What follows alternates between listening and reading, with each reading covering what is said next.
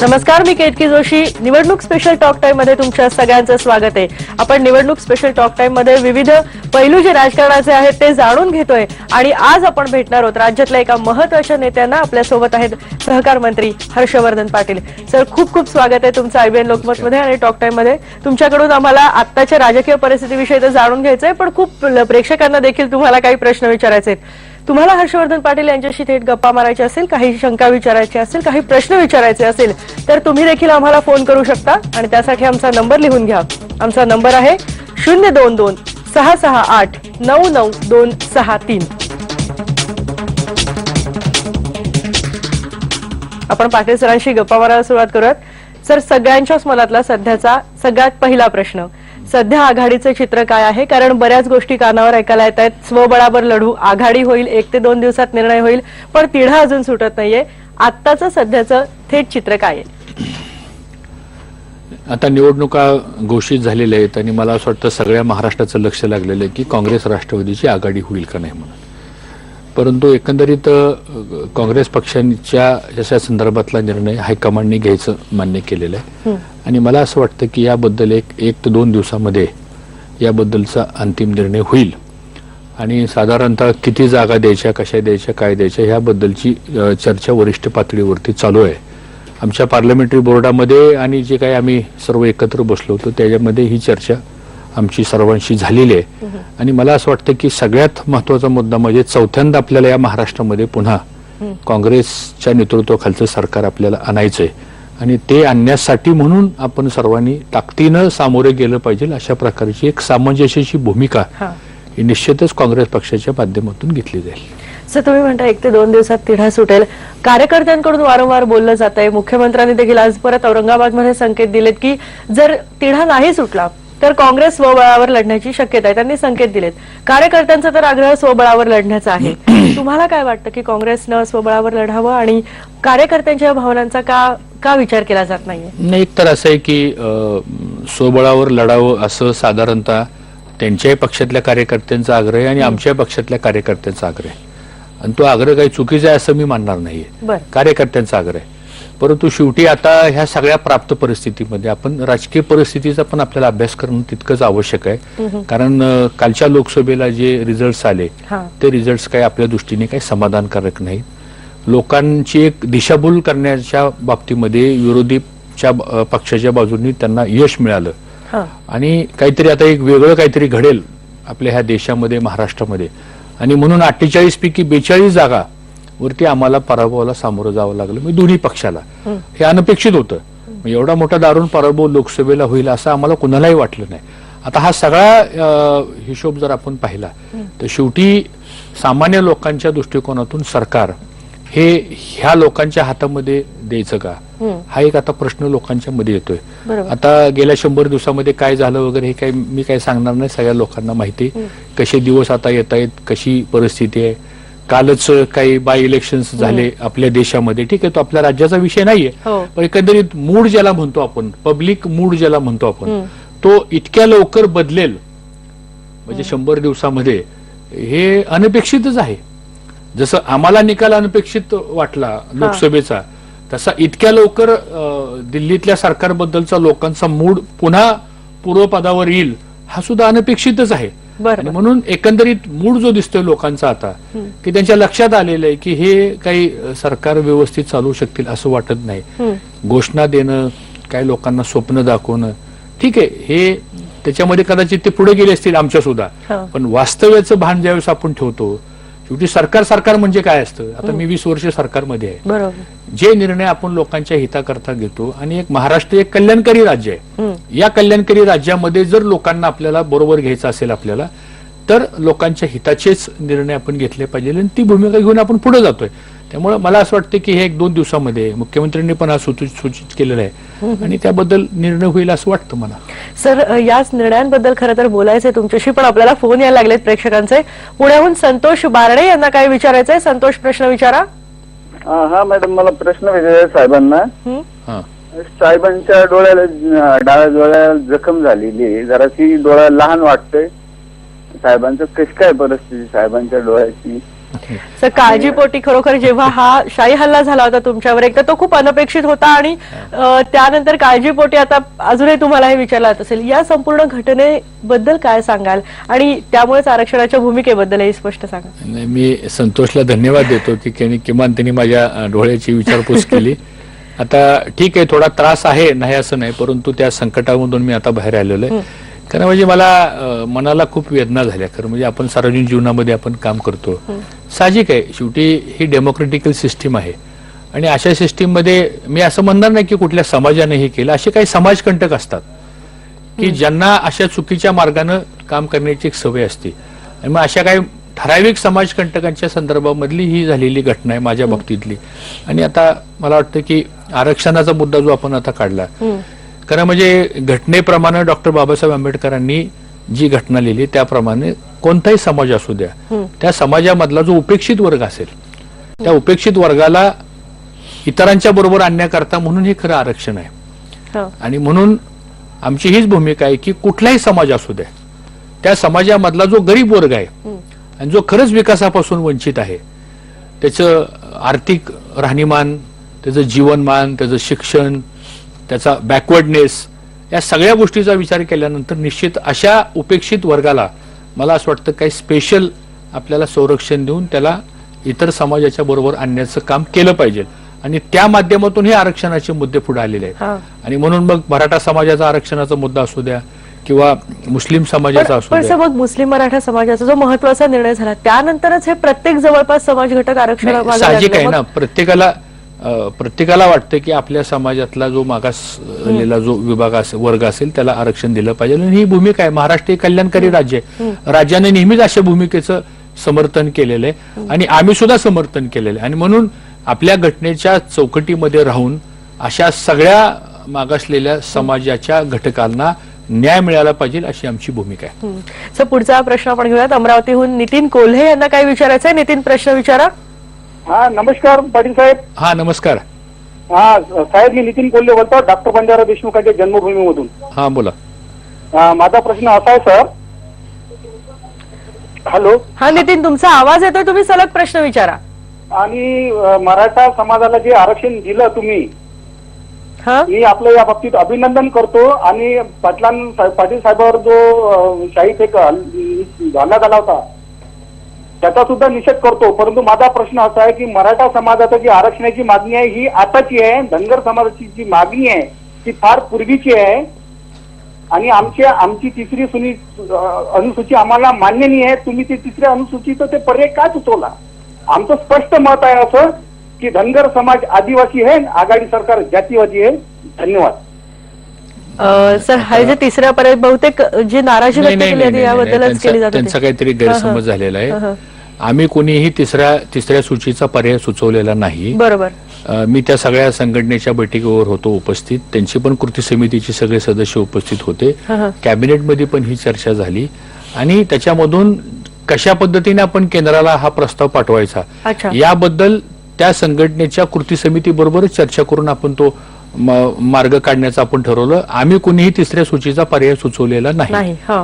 पुढचा प्रश्न औरंगाबादहून आहे. बशीर पटेल यांना काय विचारायचंय? बशीर, प्रश्न विचारा. हा साहेब. हा नमस्कार. हा नमस्कार, बोला. सरपंच बोलतो, जामगाव, गंगापूर तालुका, औरंगाबाद जिल्हा. हा बोला. तर नगर जिल्ह्यातले संपूर्ण जी कारखानदारी, साखर कारखानदारी, ते पूर्ण कारखानदारी चालू आहे. आणि मराठवाड्यातले जे कारखानदारी आहे ती काही कारखाने बंद अवस्थेत 2-2, 4-4 वर्षापासून आहे. तर ती कारखानदारी बॉडी असन किंवा शासनाचं काही असन तर त्या ठिकाणी ती कारखानदारी चालू का होत नाही आजपर्यंत? नाही, आता कसं आहे, तुमचा प्रश्न महत्वाचा आहे, परंतु आता आचारसंहिता लागल्यामुळे मला असं वाटतं की सरकारची काय धोरणं आहेत ती मला इथं सांगता येणार नाहीत. परंतु आता कारखाने का बंद पडले, कशामुळे बंद पडले, त्याला कोण जबाबदार आहे, हा एक मोठा विषय आहे. परंतु निश्चित मराठवाड्यामधल्या शेतकऱ्यांच्यावर कुठेही अन्याय होता कामा नये. त्यांचा जो ऊस तिथं त्यांनी जो तयार केला असेल त्याचं गाळप होणं, या संदर्भामध्ये आचारसंहिता लागण्याच्या अगोदरच काही सूचना आम्ही कमिशनरला वगैरे दिलेल्या आहेत. आणि त्या पद्धतीने आता उभ्या ऊसाच्या संदर्भातली मला वाटतं कालच साखर आयुक्तांनी या संदर्भातली एक बैठक पुण्यामध्ये घेतली होती हा, हा. आणि पूर्ण राज्याच्या ऊसाच्या गाळपाचं नियोजन बर. हे आता अधिकाऱ्यांच्या स्तरावर झालेलं आहे. आता आचारसंहिता असल्यामुळं त्या मिटिंग्स आम्ही काही घेऊ शकत नाही, परंतु या अधिकारीच्या स्तरावर निश्चितपणानं ह्यांनी जो मांडलेली जी सूचना आहे ती त्याचा निश्चितपणानं मार्ग काढला जाईल. पुढचा प्रश्न आपण कोल्हापूरहून घेतोय. कोल्हापूरहून दीपक फक्के यांना काय विचारायचं? दीपक, प्रश्न विचारा. हा हॅलो साहेब, पाटील साहेब. हा बोला. मी काँग्रेसचा कट्टर कार्यकर्ता आहे साहेब. हा आणि पाटील साहेब, प्रत्येक वेळी राष्ट्रवादीला आपण मदत करतो. हा राष्ट्रवादी कोल्हापूर जिल्ह्यातून राधाई मतदारसंघामधून गैरफायदा घेते साहेब आमचा. बर, काय तुम्हाला नेमकं काय म्हणायचंय? मग कसं आहे, राष्ट्रवादीची माणसं काँग्रेसच्या लोकांची गळपेची करतात. सामान्य कार्यकर्त्यांच्या, जसं मी सुरुवातीला म्हटलं, या ज्या भावना आहेत, बरोबर आहे, अशा भावना आहेत, ते दोन्ही बाजूनी आहेत. हा. म्हणजे असं काही नाही की फक्त एकाच बाजूने आहेत. हा, हा. साहजिक आहे, शेवटी कार्यकर्त्यावरती पक्ष चालतो, असे कार्यकर्ते काम करत असतात, त्याच्यावर पक्षाची उभारणी होती आणि पक्षाचं ध्येय धोरण हेच कार्यकर्ते लोकांच्या पर्यंत पोच करतात. मला असं वाटतं सर्वच नेत्यांनी अशा प्रकारची जे काही त्यांच्या भावना असतात त्याची नोंद घेऊन त्याच्यातनं काय आपल्याला योग्य मार्ग काढता येईल तो काढण्याचा प्रयत्न निश्चित आम्ही करू. पुढचा प्रश्न धुळ्याहून आहे. योगेश जगताप यांना काय विचारायचं? योगेश, प्रश्न विचारा. पाटील सर नमस्कार. हा नमस्कार.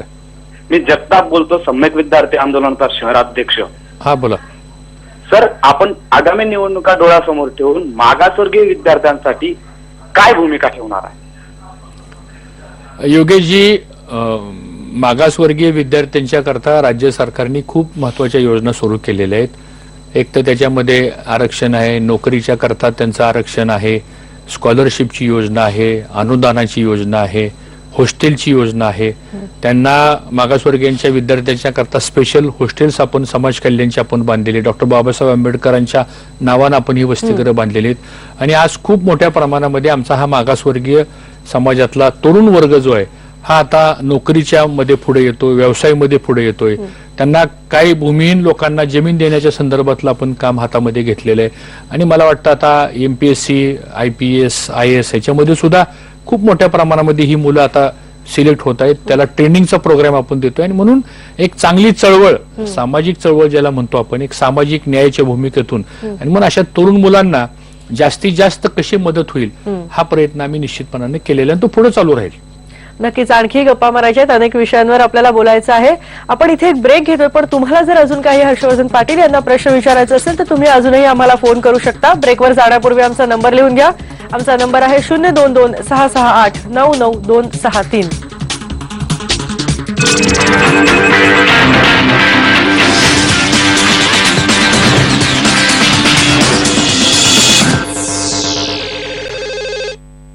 हा 70% वीज वाचवतो. हा तो UPS पण. हा बघा सर, हा किती वीज वाचवतो. हा वीज नाही वाचवत. थांबा, घेऊन या मायक्रोटेक विथ IPS टेक्नॉलॉजी, जो रोज इतकी वीज वाचवतोय की 3 वर्षात होऊन जातो अगदी फ्री. मायक्रोटेक पण वीज वाचवतो. शाबास. टिंग टिंग टिंग सांडली, रट रट रट केचप सांडलं, बळ बळ बळ मी पडलो, चिकट चिकट. आणि 10 हातांची शक्ती असणाऱ्या सर्फ एक्सेल इझी वॉशच्या महिनाभराच्या पॅकची किंमतही पडली आता 96 नाही 77 रुपयात. दौड़ते रहिए, कभी पल दो पल तू रोक ले, फर्ज तेरा बनता है कभी इधर देख ले. हे पोरबजार तुमच्या आमच्या शेजारीच तर नाही? विचार करा. रामनाथ गोयंका सोहळ्यामध्ये IBN लोकमतचा चौकार. आरती कुलकर्णी, प्राजक्ता धुळप, अलका धिक्कर आणि विनायक गायकवाड यांना गौरवण्यात आलंय. लोकसभा अध्यक्षा सुमित्रा महाजन यांच्या हस्ते प्रतिष्ठेच्या रामनाथ गोयंका पुरस्कारांनी. IBN लोकमत सर्वाधिक पुरस्कार मिळवणारं नंबर 1 मराठी न्यूज चॅनल. काळे डाग इतके चिवट का असतात? ते अजिबात निघत नाही, कारण ते तुमच्या त्वचेच्या आत लपलेले असतात. पॉन्ड्स इन्स्टिट्यूटने तयार केली आहे व्हाईट ब्युटी, ज्यात आहे जेन व्हाईट टेक्नॉलॉजी. ही खासपणे तयार केली आहे खोलवर शोषली जाण्यासाठी. खोलात जाऊन मुळापासून वरपर्यंत काळे डाग कमी करते, ज्यामुळे चिवट डाग सुद्धा पुसट होतात. खोलातून डाग नसलेली उजळ त्वचा. पॉन्ड्स व्हाईट ब्युटी आता फक्त 55 रुपयात मिळवा पॉन्ड्स व्हाईट ब्युटी क्रीमची तुमची ट्यूब. तू बार बार घर बदलता रहता है, हम कहाँ का ढूंढते फिरेंगे? किधर है किधर है किधर है? अब नहीं होगा. प्रिया ने कहा हर महीने किराया देने से अच्छा है अपनी EMI भरो. तो हम किराएदार से मकान मालिक बन गए. मतलब ये घर तुम लोग का है? बट सीरियसली गाइस, किश्तों से रिश्ता जोड़ो, किराया तो पराया होता है। आसान किस्तों में home loans, bank of India. तेल नाही सर, नवरत्न तेल, टेन्शनचा रामबाण इलाज. डोक्यावर लावा, टेन्शन फ्री होऊन जा. 9 आयुर्वेदिक जडीबुटीवालं नवरत्न तेल रोजची डोकेदुखी, थकवा आणि टेन्शन दूर करतं, थंडा थंडा कूल कूल बनवतं. तुम्ही ट्राय करा, टेन्शन जाईल पेन्शन घ्यायला. यहाँ पन्नों पर सिर्फ सवाल नहीं उतारे जाते, जनता के हक के जवाब ढूंढे जाते हैं. पहुंच है हर बड़े मुद्दे की तह तक और विश्वसनीयता है ऐसी पत्रकारिता की जो शोर पे नहीं सच पे टिकी है. ऋचा अनिरुद्ध, सिर्फ IBN 7 पर. तू अत्रा ए छोटा बंटी, तुझा सुद्धा साबण स्लो आहे का? Lifebuoy super fast hand wash छोटा पॅक फक्त 25 रुपये.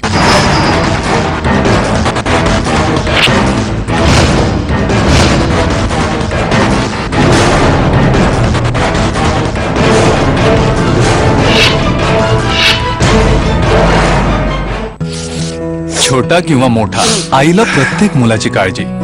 म्हणूनच विक्स वेपोरब, ज्यामध्ये आहे 100% नैसर्गिक पुदिना आणि निलगिरी तेल, जे देईल मोठ्यांना डोकेदुखी आणि मुलांना बंद नाकापासून आराम. Vicks VapoRub.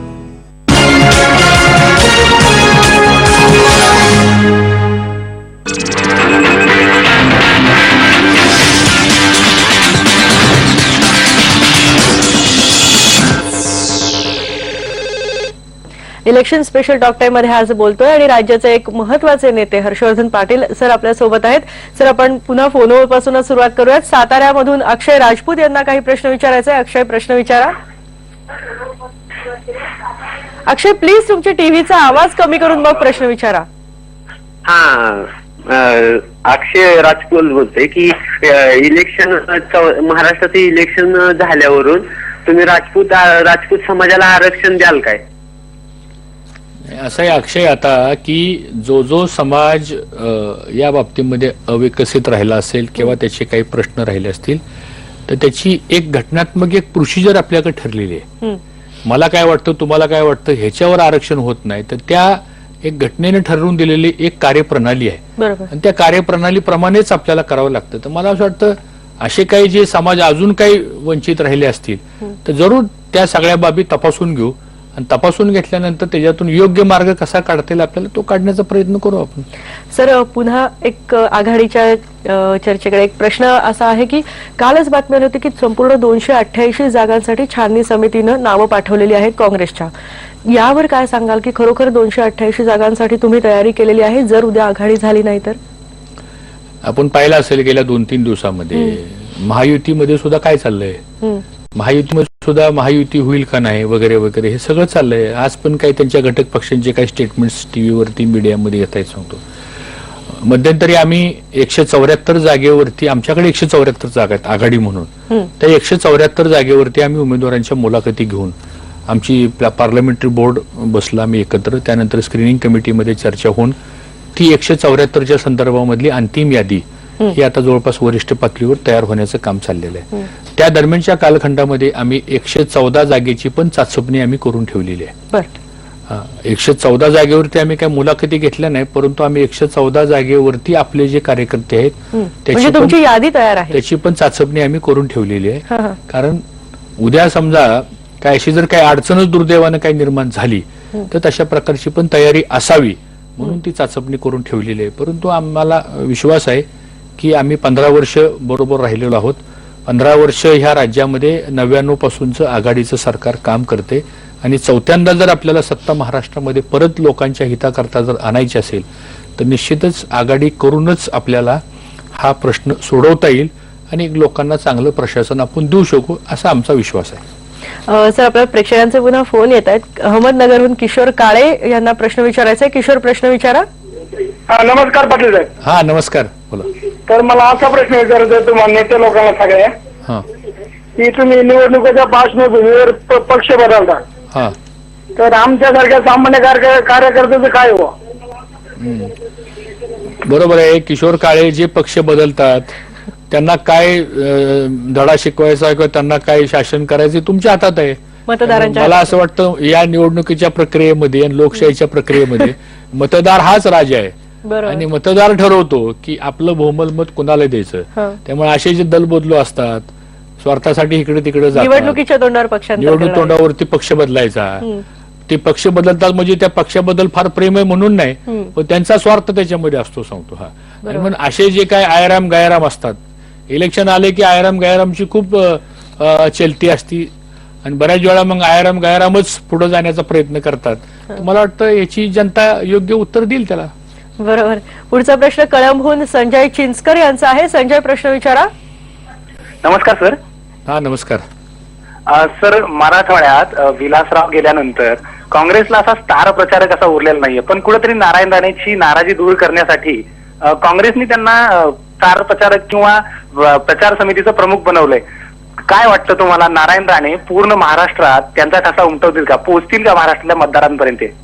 थेट प्रश्न आहे. नाही संजय, तुमचा प्रश्न अतिशय बरोबर आहे की स्वर्गीय विलासराव देशमुख आज आपल्यात नसल्यामुळे खरंच काँग्रेसचा एक धडाडीचा, ज्येष्ठ आणि सर्व गुण संपन्न अशा प्रकारचा एक नेता आज आपल्यामध्ये नाही. त्याची जाणीव आणि उणीव खूप मोठ्या प्रमाणात आम्हा सर्व कार्यकर्त्यांना, विशेषतः काँग्रेसच्या कार्यकर्त्यांना भासवेल, त्यात काही शंकाच नाही. कारण ते एक अष्टपैलू व्यक्तिमत्व होतं. परंतु निश्चितपणानं आता काँग्रेसमधलं एक दुसरं एक वैशिष्ट्य आहे की कुठली गोष्ट कुठपर्यंत आणायची हे काँग्रेसवाल्यांना पूर्ण माहित असतं. आणि म्हणून आता जे काही आपसातले जे काही समज गैरसमज होते हे सगळे आता दूर झालेले आहेत. आणि मला वाटतं आता मुख्यमंत्री पृथ्वीराज चव्हाण, त्यानंतर नारायणरावजी राणे, अशोकरावजी चव्हाण, सुशील कुमार शिंदे असे सगळ्या कमिटींचे प्रमुख, मला पण एक कमिटीची जबाबदारी दिलेली, मीडिया कॅम्पेनची कमिटी माझ्या अध्यक्षतेखाली. आणि म्हणून आता सगळ्यांनी एकत्रितपणाने येऊन आता आम्ही इलेक्शनच्या कामाला लागलेलो आहे. आणि मला असं वाटतं की ही एक सामूहिक जबाबदारी आहे, सगळ्यांची सामूहिक जबाबदारी आहे की आपल्याला पुन्हा चौथ्यांदा महाराष्ट्रामध्ये सरकार आपल्याला आणायचंय आणि त्यासाठी जनतेने आम्हाला साथ द्यावी, अशाच पद्धतीने आम्ही काम करू.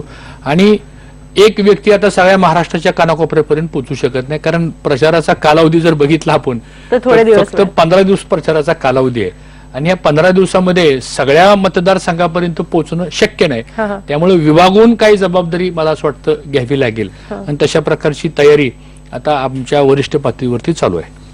पुढचा प्रश्न आपण घेऊयात. बार्शीहून बालाजी कोळणे यांना काय विचारायचं आहे. बालाजी, प्रश्न विचारा.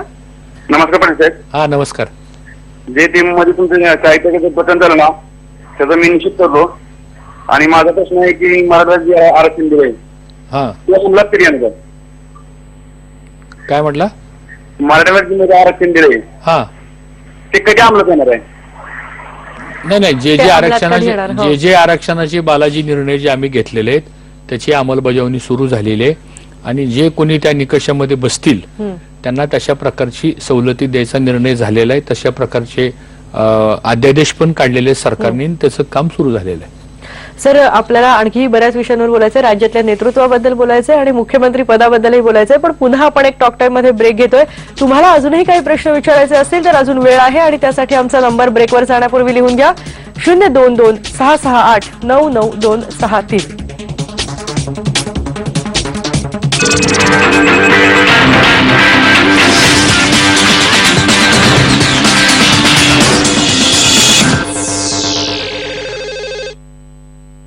असं काय आहे ज्याने नवरीच्या त्वचेला इतकं रेडियंट बनवलं? बदामाचं तेल की डव्ह लोशन? काय यूज करत असेल मी? बदामाचं तेल. ग्लोचं कारण बदामाचं तेल मुळीच नाहीये. आणखी काय वापरत असेल? मी गेल्या काही आठवड्यांपासून डव्ह लोशन यूज करतेय. पण मम्मीला सांगू नका हा. बदामाचं तेल एक चिकट चमक देतं. डव्ह खोलवर पोषण करून दीर्घकाळपर्यंत रेडियन्स देतं. असं वाटतं की हे त्वचेमध्ये खोलवर जातं. माझी त्वचा रेडियंट आणि खूप सॉफ्ट आहे. ग्लो तर करते. दीर्घकाळपर्यंत रेडियन्स साठी डव्ह लोशन वापरा.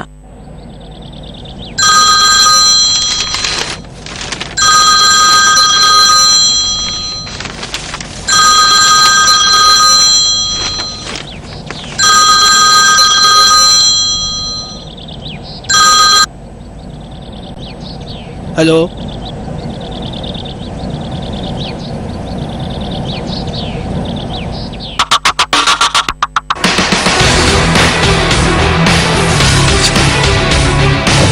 महाराष्ट्रातल्या कानाकोपऱ्याचा धांडोळा कसा झालाय राज्यातल्या प्रमुख मतदारसंघाचा विकास, मतदारसंघांचा थेट घटनास्थळावरून आढावा, जनमताच्या साक्षीने माझ्यासोबत पाहायला विसरू नका माझं मत माझं सरकार, फक्त IBM लोकमतवर. शाप आहे हे पाप आहे, हर वेदनेचा हा बाप आहे, मुरगळण्याने हा त्रस्त आहे, कंबर दुखी जबरदस्त आहे. नवीन लाल झंडू बाम अल्ट्रा पॉवर, ज्याची प्रिस्क्रिप्शन पॉवर करते कठोर कंबर दुखी आणि डोकेदुखीची बोलती बंद. झंडू बाम अल्ट्रा पॉवर, माझा लाल झंडू बाम. जबरदस्त वेदनेची बोलती बंद. नवीन झंडू बाम अल्ट्रा पॉवर, आता प्रत्येक वेदनेची बोलती बंद. झंडू बाम आणि झंडू बाम अल्ट्रा पॉवर. साहित्यरत्न लोकशाहीर अण्णाभाऊ साठे विकास महामंडळाने उल्लेखनीय कार्य केल्याबद्दल महाराष्ट्रातील उत्कृष्ट महामंडळ म्हणून महाराष्ट्र-टाइम्स.com व समर्थ भारत व्यासपीठतर्फे समर्थ गौरव पुरस्कार 2014 हा पुरस्कार महामंडळाचे अध्यक्ष रमेश कदम यांना देऊन गौरवण्यात आले. हार्दिक अभिनंदन. शुभेच्छुक मातंग जागृती अभियान.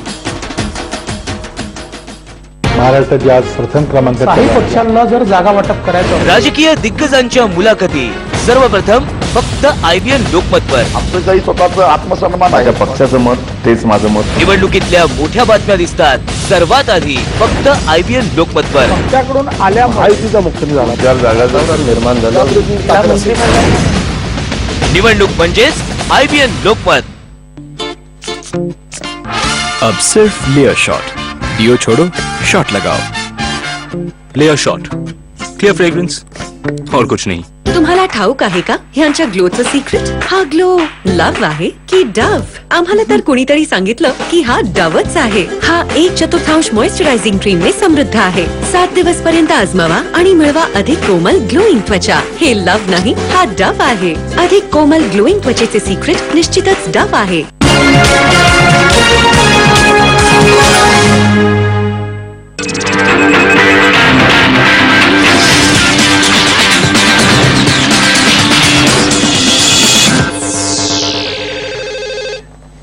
निवडणूक स्पेशल टॉक टाइम मध्ये आज आपण बोलतोय आणि राज्यातले एक मोठे नेते हर्षवर्धन पाटील सर आपल्या सोबत आहेत. सर, भरपूर प्रेक्षकांना तुमच्याशी बोलायचंय. अमरावतीहून फोन आलेला आहे मंगेश मोरे यांचा. मंगेश, प्रश्न विचारा. नमस्कार पाटील साहेब. हा, नमस्कार सर. विदर्भामध्ये राष्ट्रवादी कमकुवत आहे आणि राष्ट्रवादीची प्रतिमाही भ्रष्टवादी झाली असताना काँग्रेसला त्याचा त्रास नाही होणार का निवडणुकीमध्ये येते? नाही मंगेश, आपली ही चर्चा म्हणजे आपण जी केली अशी काय, ज्यावेळेस कार्यकर्त्यांशी बोलतो आपण त्यावेळेस त्याला अनेक बाजू असतात आणि म्हणून मला असं वाटतं की आता आपण आपल्या काँग्रेस पक्षाच्या माध्यमातून आपण लोकांच्या समोर कसं जायचं, येणाऱ्या निवडणुकीला आपण लोकांना कोणत्या भूमिकेतून आपण त्यांना समजून सांगण्याचा प्रयत्न करायचा आणि आपली केलेल्या कामाच्या संदर्भातला आपण सांगायचं, ही भूमिका घेऊन आपण घेऊ. आता ज्यावेळेस आघाडीचा निर्णय होईल किंवा काय तो हायकमांड ठरवेल आणि मग आपल्या पक्षामध्ये एक पद्धत आहे की एकदा निर्णय वरिष्ठ पातळीवर झाल्यानंतर त्या निर्णयाची अंमलबजावणी करण्याचं काम आपल्या सगळ्या कार्यकर्त्याचं आहे. त्या पद्धतीने ती पुढची कारवाई होईल. असं याला धरून विचारायचं मला, काँग्रेसमध्ये हायकमांडचा निर्णय अंतिम मानला जातो, पण राज्यामध्ये काँग्रेसकडे एखादं नेतृत्व असं का प्रोजेक्ट केलं जाते? जसं विलासराव देशमुख होते त्यानंतर एखादं नेतृत्व म्हणजे ती क्षमता नाहीये राज्यातल्या काँग्रेसच्या नेतृत्वाकडे का? काय कारण आहे की हा एक नेता आपण यापुढचा मुख्यमंत्री पदाचा दावेदार म्हणून प्रोजेक्ट करू शकू? नाही, एक गोष्ट मात्र निश्चितपणाने इथं मांडावीच लागणार आहे की आता नवीन पिढ्या, आता ह्या यंग जनरेशन आता पॉलिटिक्समध्ये खूप मोठ्या प्रमाणात येते आणि मला असं वाटतं राज्यामध्ये सुद्धा अशा प्रकारची यंग लिडरशिप आता ही निश्चितपणानं आमच्या पक्षाच्या हायकमांडना सुद्धा म्हणजे आमची विनंती राहणार आहे की आता आपल्याला हे प्रोजेक्शन करावंच लागणार आहे, सांगतो हा. आणि ते करायचं म्हणल्यानंतर ज्याच्यामध्ये जी कॅपॅसिटी असेल, ॲबिलिटी असेल, ज्यांना सगळं राज्य समजू शकतं किंवा जे पुढे डेव्हलप केल्यानंतर ते लिडरशिपच्या क्वालिटी त्याच्यामध्ये असू शकतात. शेवटी ही पक्षाची ऑनगोईंग प्रोसेस आहे. बरोबर. आज काँग्रेस पक्षाला 127 वर्षाची परंपरा आहे. म्हणजे आज कितीतरी अनेक पिढ्या नेतृत्वाच्या ह्या पक्षानं घडवलेल्या आहेत आणि मला असं वाटतं पुढच्याही पिढ्या जर आपल्याला घडवायच्या असतील तर अशा स्टेजेसमध्ये आपल्याला ही लिडरशिप डेव्हलप करावीच लागणार आहे. आता 20 वर्षापूर्वी आमची यंग लिडरशिप मधनं आमची नावं पुढे आली. आम्ही जिल्हा परिषद, पंचायत समिती, स्थानिक स्वराज्य संस्थेमधून आम्ही पुढे आलो. बरोबर. तशी आता या 5-10 वर्षामध्ये सुद्धा किंवा ह्या 5 वर्षामध्ये सुद्धा जी यंग जनरेशन जी येते त्याच्यातले काही चांगले टॅलेंट्स घेऊन आपल्याला पुढं मला असं वाटतं हे, कारण 127 वर्षाची परंपरा ह्या पक्षाला आहे, त्यामुळे हे पुढेच हे कंटिन्युइंग प्रोसेस चालवायची असेल आपल्याला तर साहजिकच स्टेट लेवलला अशा प्रकारची लिडरशिप ही फोकस करावीच लागेल असं आमचं मत आहे. खूप महत्वाचा मुद्दा मांडताय सर. आपल्याला बोलायचं खरं या विषयावर, पण पुढचा फोन आपण पुण्याहून घेऊयात. कैलास जगदाळे यांचा फोन आहे. कैलास, प्रश्न विचारा. पाटील साहेब नमस्कार. हा नमस्कार. मी प्राचार्य डॉक्टर कैलास जगदाळे बोलतोय पुण्यावरून साहेब. हा बोला साहेब. आपली महाराष्ट्रामध्ये काँग्रेस आणि राष्ट्रवादी काँग्रेस पक्षाची युती आहे, परंतु इंदापूर मतदारसंघामध्ये आपल्या विरोधात नेहमीच राष्ट्रवादी काँग्रेस पक्षातला उमेदवार नेहमी अपक्ष म्हणून उमेदवारी तिथे लढवतो. आपण गेल्या 2009 मध्ये आणि 2014 मध्ये आमच्या सुप्रियाताई सुळे मॅडमला तुम्ही प्रचंड मोठ्या प्रमाणात आघाडी तिथे दिलेली असते. हो. आणि तरी उमेदवार राष्ट्रवादीतला त्या ठिकाणी आपल्या विरोधात उभा राहतो, हे कसं काय आम्हाला समजत नाही. बरोबर आहे. आमच्या जगदाळेंचा प्रश्न फार महत्वाचा आहे आणि त्याचं कारण असं आहे की आमच्यामध्ये एक सुसंस्कृतपणा आहे की एकदा निर्णय आमच्या पक्षाच्या नेत्यांनी घेतला की एकदा आघाडीचा धर्म पाळायचा म्हणत आपण आघाडीचा धर्म पाळायचा. आणि मला असं वाटतं की गेल्या 2009च्या पण लोकसभेच्या निवडणुकीला मी आणि आमच्या तालुक्यातल्या सर्व कार्यकर्त्यांनी खासदार सुप्रियाताई सुळे यांना 67,000 मताचं लीड दिलं होतं. आणि आता काल सुद्धा 2014ची जी निवडणूक झाली लोकसभेची 23,000 मताचं लीड हे माझ्या मतदारसंघातून सुप्रियाताईंना दिलं, त्या निवडून आल्या, त्यांचं अभिनंदन. त्यामुळे आता आघाडीचा धर्म पाळण्याचं काम काँग्रेसने केलेलं आहे. उद्या जर आघाडी झाली तर मला वाटतं तोच धर्म पाळण्याचं काम आमच्या मित्र पक्षाला करावं लागेल, साहजिक आहे. आणि ते करायला अशी अपेक्षा आहे, कारण हे सगळं लोकांच्या समोर आपण मांडलेलं आहे. बरोबर. राष्ट्रवादीने देखील आघाडीचा धर्म पाळला पाहिजे. दौंडहून सतीश वाघोले यांचा फोन आहे. सतीश, प्रश्न विचारा. हॅलो. सतीश, तुमच्या टीव्हीचा आवाज प्लीज कमी करा आणि मग प्रश्न विचारा.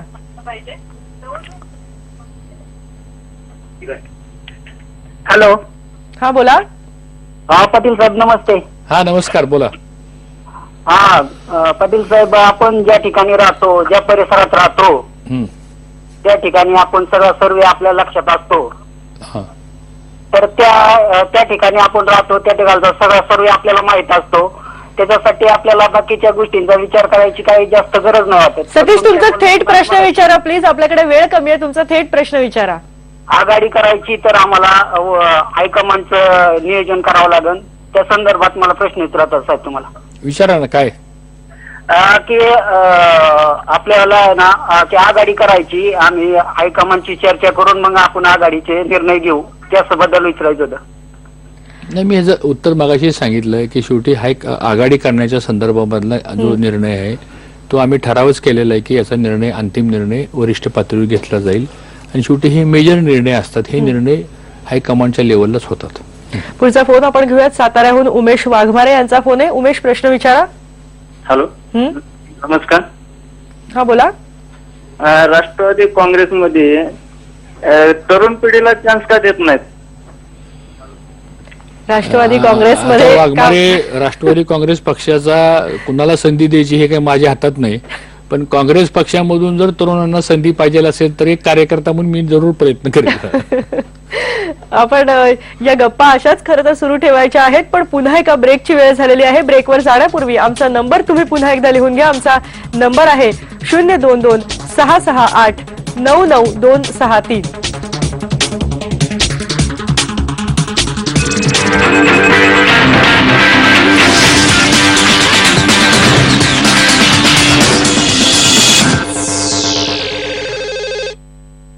सारं काही पूर्ण वाईट, तर मग हा कपडा का अर्धवट वाईट? काय करावं यार, पांढरे कपडे फिकट होत जातात ना. चकित झाला शुभ्रतेचे चाहते, आणा मळाला लॉक करणारी नवीन टाईट प्लस, जी साचलेला मळ निपटून करते, ज्यामुळे मिळते फुल ऑन व्हाईट. टाईट प्लस असेल तर फुल ऑन व्हाईट असेल. आता नवीन टाईट प्लस पावडर वाला फुल ऑन व्हाईटनेस नवीन टाईट बार मध्ये देखील. असं काय आहे ज्याने नवरीच्या त्वचेला इतकं रेडियंट बनवलं? बदामाचं तेल की डव्ह लोशन? काय यूज करत असेल मी? बदामाचं तेल. ग्लोचं कारण बदामाचं तेल मुळीच नाहीये. आणखी काय वापरत असेल? मी गेल्या काही आठवड्यांपासून डव्ह लोशन यूज करतेय, पण मम्मीला सांगू नका हा. बदामाचं तेल एक चिकट चमक देतं. डव्ह खोलवर पोषण करून दीर्घकाळपर्यंत रेडियन्स देतं. असं वाटतं की हे त्वचेमध्ये खोलवर जातं. माझी त्वचा रेडियंट आणि खूप सॉफ्ट आहे. ग्लो तर करते. दीर्घकाळपर्यंत रेडियन्स साठी डव्ह लोशन वापरा.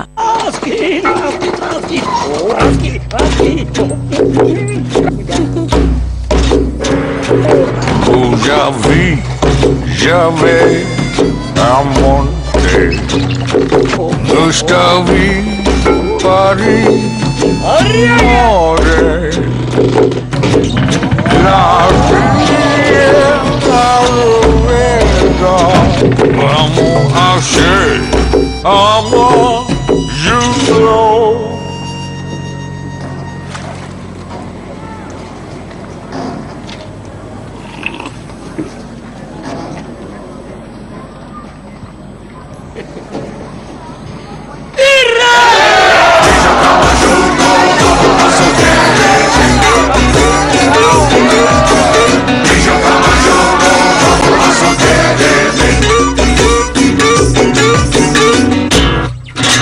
हॅलो प्रिया, ऑफिसच्या पार्टीला सर्वांनी फिल्मी स्टाईल मध्ये यायचंय. फिल्मी स्टाईल तर नाही. त्या पहा आल्या दोघी हिरोईन बनून. कोणतीही हेअरस्टाईल करा सनसिल्क थिक अँड लॉंगच्या मदतीने. याच्यामध्ये आहे योगर्ट प्रोटीन, ज्यामुळे मला मिळाले 2 times thicker hair. High Rahul. Sunsilk thick and long. जेव्हा केस असतील थिक, कोणतीही स्टाईल करा पिक. दिवस रात्र स्टाईल करता येते जेव्हा कंडिशनरची साथ मिळते.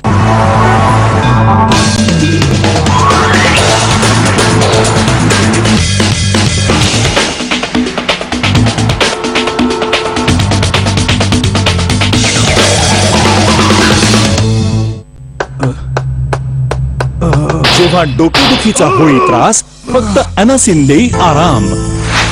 एनासिन, डोकेदुखीचा फुल स्टॉप. अब पाइए 3 ब्रीज साबुन के साथ 1 ब्रीज साबुन फ्री.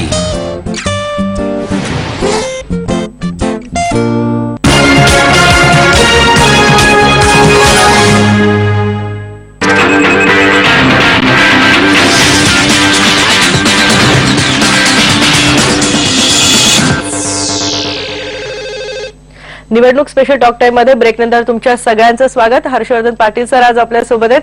निमगावहून फोन आलेला आहे सुरेश बारावकर यांचा. सुरेश, प्रश्न विचारा. हॅलो. हा हॅलो भाऊ. हॅलो. हा बोला. हा सुरेश बोला. हा भाऊ, मी निमगाव केतकरून बारावकर बोलतोय. हा बोला. तुम्ही सुरुवातीला ज्या वेळेस आपल्या आमदारकीला उभा राहिला होता गणपतराव पाटलांनंतर, हा त्यावेळेस तुम्ही म्हणला होता आपल्या निमगावचा पाण्याचा प्रश्न कायमस्वरूपी लिफ्टचं काम करू, पण अजून पण काय झालं नाही. 10-15 वर्ष झालं. मग कधी होईल? अजून किती वेळा निवडून द्यावं लागेल तुम्हाला? आता त्याबद्दलची सुरेश तुमच्या लोकांना सगळ्याला माहिती आहे किती प्रयत्न आपण केलेला आहे. आणि आता तो प्रस्ताव अंतिम मान्यतेकरता आता आलेला आहे. आणि मला वाटतं मागच्याच एक 10-15 दिवसापूर्वी आचारसंहिता लागण्याच्या अगोदर, कारण त्यांना पाणी परवानगी आम्हीच मिळवून दिली. आणि जवळपास 2-2.5 हजार एकराचं ते क्षेत्र एक तिथं दुष्काळी पट्ट्यातलं गाव आहे. त्यातले बऱ्याच शेतकऱ्यांचा तो प्रश्न महत्वाचा आहे. आणि मला वाटतं आता तो प्रस्ताव अंतिम मान्यतेकरता आता शासनाकडे सादर झालेला आहे. पुढचा फोन मराठवाड्यातून आहे. लातूरहून फोन आहे. राजू भिते यांना काय विचारायचंय? राजू, प्रश्न विचारा. हा नमस्कार सर. हा नमस्कार सर. माझा प्रश्न आहे की आपल्या म्हणजे मागच्या काळामध्ये राष्ट्रवादी काँग्रेसवर असे आरोप झाले की तुमचा पक्ष हा म्हणजे घोटाळे करतो किंवा असे बरेचसे घोटाळे जे तुमच्या नेत्यावर आरोप आहेत. तर तुम्ही या इलेक्शन मध्ये लोकांकडे कोणते मुद्दे घेऊन सामोरे जाणार आहात तुम्ही इलेक्शनसाठी? सर, खूप मोठा हा प्रश्न आहे खरोखर की कोणते मुद्दे असणार आहेत आघाडी म्हणून जेव्हा तुम्ही निवडणुकांना सामोरं जाल? नाही, लोकांच्या समोर जात असताना गेल्या 15 वर्षामध्ये किंवा गेल्या 5 वर्षामध्ये जी काही आपण महत्वाची कामं जी केलेली आहेत, प्रामुख्यानं इंडस्ट्रियल डेव्हलपमेंटचं आपण काम केलेलं आहे. तरुणांच्या शिक्षणाकरता आपण खूप चांगल्या सुविधा उपलब्ध करून दिलेल्या आहेत. आरोग्याच्या बाबतीमध्ये आपण विमा योजना, call on blood, 108 number dial केला तर ॲम्ब्युलन्स वगैरे अशा काही महत्वाचे निर्णय आपण घेतलेले आहेत. शेतकऱ्यांच्या करता आपण खूप मोठ्या प्रमाणामध्ये जवळजवळ 40,000 कोटीचं पीक कर्ज हे 0% आणि 2% व्याजाने शेतकऱ्यांना देण्याचं एक खूप मोठं काम आपण ह्या माध्यमातून केलेलं आहे. आज आपण साखरेच्या उत्पादनामध्ये आपण नंबर 1 आहोत, दुधाच्या उत्पादनात आपण नंबर 1 आहोत. हॉर्टिकल्चर फलोत्पादन एक मोठी चळवळ आपण महाराष्ट्रामध्ये उभा केलेली आहे. आणि सगळ्यात महत्वाचं म्हणजे की सामाजिक न्यायाची भूमिका सुद्धा, जे उपेक्षित वर्ग आहे तो कोणत्याही समाजातला असू द्या त्याला मदत करण्याची भूमिका, असे सगळे विकासाचे मुद्दे आणि विकासाच्या मुद्द्यावरच आम्ही लोकांच्या समोर जाणार आहोत की हे काम करण्याचा प्रयत्न आम्ही केलेला आहे. पुढच्या 5 वर्षामध्ये तुम्ही आम्हाला संधी दिली तर ही पुढची कामं सुद्धा आम्ही काय करणार आहोत. मग त्याच्यामध्ये प्रत्येकाला राहण्यासाठी घर, प्रत्येकाला मोफत औषध देण्याच्या संदर्भातली योजना, शिक्षणामधले आमूलाग्र बदल, इंडस्ट्री सेक्टर मधले आमूलाग्र बदल, असे जे काही महत्वाचे विषय आहेत ते घेऊन आम्ही पुढच्या 5 वर्षामध्ये तुम्ही आम्हाला संधी द्या अशी भूमिका घेऊन आम्ही लोकांसमोर जाऊ. पुढचा फोन आपण घेऊयात. वाशिमहून धैर्य राठोड यांना काय विचारायचंय? धैर्य, प्रश्न विचारा. नमस्कार साहेब. हा सर, बंजारा समाजाचे 2 मुख्यमंत्री झाले, वसंतराव नाईक आणि सुधाकरराव नाईक. हॅलो. हा बोला ना.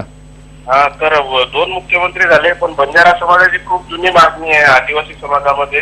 बाकीच्या राज्यामध्ये आदिवासी समाजामध्ये आहे बंजारा, पण महाराष्ट्रामध्ये त्यांचे खूप दुर्लक्षित करण्यात आलं एवढ्यात बंजारा समाजाकडे. त्याच्याबद्दल काय? नाही, ह्या बाबतीत सुद्धा चर्चा झाली होती की बंजारा समाजाला आदिवासीमध्ये समावेश करून घ्यावा. आणि मला वाटतं ते ह्या सगळ्या ज्या काही मागण्या आहेत सगळ्या, मग महादेव कुळीची मागणी असेल, धनगर समाजाची मागणी असेल, वंजारा समाजाची मागणी असेल, हलबी समाजाची मागणी असेल, अशा अनेक समाज आहेत की ज्यांना आदिवासीमध्ये समावेश करून घ्यायचा आहे. तर ह्या सगळ्या मागण्या एकत्रितपणाने विचार करून ह्याला कसा आपल्याला न्याय देता येईल, कारण शेवटी हे सगळं आदिवासीचं देण्याचं जे आरक्षण आहे हा सगळा केंद्र सरकारच्या संदर्भातला विषय. म्हणून याबद्दलची खूप चर्चा झालेली आहे आणि त्याच्यातून काय मार्ग काढायचा हा वरिष्ठ पातळीवरती मार्ग काढला जाईल. पुढचा फोन आपण घेऊयात. इंदापूरचा फोन आहे. इंदापूरहून दिनकर चंदन शिवे आहेत. प्रश्न विचारा दिनकर. हॅलो. प्रश्न विचारा दिनकर. टीव्हीचा आवाज कमी करून विचारा. की वडापुरी सोसायटीमध्ये लाखो रुपयाचा भ्रष्टाचार झाला, त्याचं फेर ऑडिट गेली 2 वर्ष झालं चालू आहे. हर्षभाऊनी त्याला परवानगी दिली होती आणि त्यामुळं सरकारी मिळणारं 2 कोटी रुपयाचं अनुदान आम्हाला मिळालेलं नाही. बर. चंदन शिवे, त्या वडापुरी सोसायटी ही तुमच्याच गावातली सोसायटी आहे, तुमचेच तिथले स्थानिक कार्यकर्ते आहेत आणि त्याची आता ऑडिटचा पण आदेश करण्याचा पण आदेश दिलेला आहे. आणि मला वाटतं जे कोणी त्याच्यामध्ये दोषी असतील त्याच्यावर कारवाई केली जाईल. तशा प्रकारचं विभागाला सूचना पूर्वीच दिलेल्या आहेत आणि मला असं वाटतं त्याच्यामध्ये शेतकऱ्यांचं, संस्थेचं नुकसान होणार नाही अशा प्रकारची दक्षता घेतली जाईल. सर, आपल्याला आणखीही प्रश्न घ्यायचे आहेत, पण पुन्हा आपण टॉक टाइम मध्ये इथे एक ब्रेक घेतोय. पहा फक्त IBN लोकमत.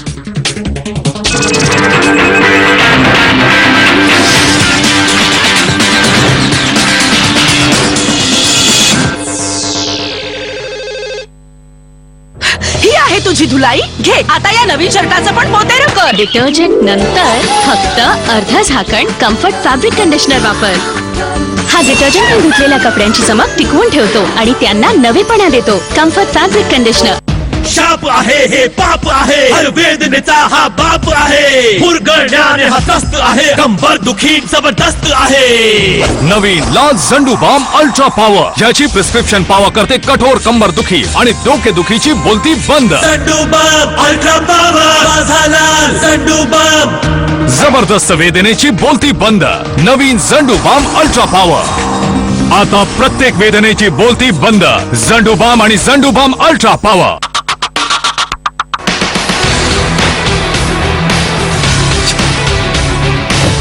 महाराष्ट्रातल्या कानाकोपऱ्याचा धांडोळा कसा झालाय राज्यातल्या प्रमुख मतदारसंघाचा विकास,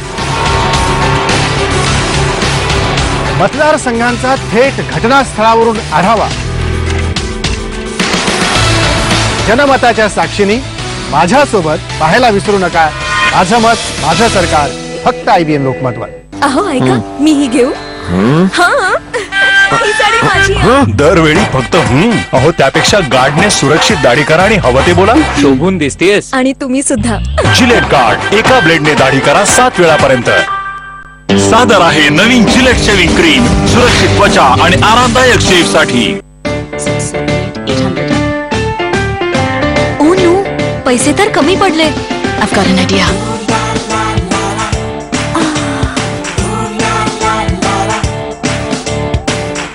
ओह, माझं डोकं. नवीन L18 juicy lip balm lips जे दिसतील सॉफ्ट आणि glossy.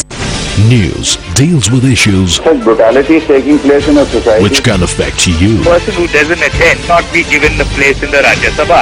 which you feel strongly about, Traffic rules and regulations must be followed. have questions to The raise, sugar level should be actually controlled in all the carbonated drinks. suggestions to offer. Now comes a platform where you take center stage. Speak out, have your say, pose your questions. It's your show. Connect with CNN IBN. आज mister Mehra का बेटा maths में fail हो गया, इसीलिए वो सीधे गए शहर के बेस्ट ट्यूशन टीचर के पास और बोले, तो अब ये कल से टॉप करेगा ना? ये तो आप मानोगे कि इतनी जल्दी रिजल्ट्स नहीं मिलते, लेकिन अगर मैं यही बात आपसे इक्विटी म्यूचुअल फंड्स के लिए कहूं तो आप मानोगे? मान जाइए, अच्छे रिटर्न्स पाने के लिए टाइम दीजिए. Log on to janotomano.com from Birla Sun Life mutual fund. Mutual fund investments are subject to market risks. Read all scheme related documents carefully.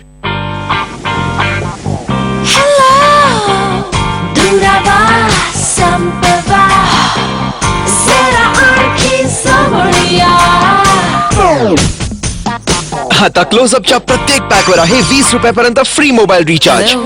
तर गोष्ट पुढे न्या, आणखी जवळ या. क्लोजअप.